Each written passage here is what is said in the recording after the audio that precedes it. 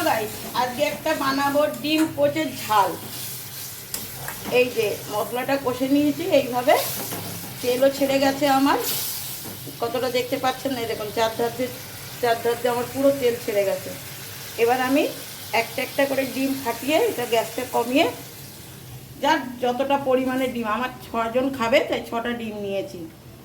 এটা ঝোল হবে না, এটা একদম ঝাল ঝাল হবে।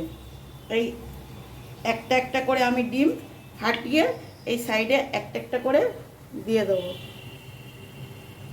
আমি এরকম করে 6টা দেবো, অতটা বড় ভিডিও হয়ে যাবে, আমি এখানেই রাখলাম। এই দেখুন তখন কিভাবে পরপর সাজিয়ে দিয়েছে। দেখুন আমার ছোট করা বলে 1টা 2টো 3টে 4টে 5টা, আর এইটা আমি এই মধ্যিখানে দিয়ে দেবো। ব্যাস, আর কিচ্ছু করবো না। এইভাবে একটা একটা করে ডিম দিয়ে দেবো, আর একটু আঁচটা পরে বাড়িয়ে দেবো, আর এই সাইডে জল দিয়ে দেবো। ভাপেতেই আমার ডিমগুলো হয়ে যাবে। তারপর আমি লাস্টে ধনে পাতা দিয়ে নামিয়ে নেবো, আপনাদের সাথে দেখাবো, লাস্টগুনিও দেখাবো। এখন রাখছি। দেখো বন্ধুরা, লাস্ট ফিনিশিং পোচগুলো এরকমভাবেই হয়েছে। কতটা দেখতে পাচ্ছ জানি না, এই একটা এরকমভাবেই পোচগুলো হবে।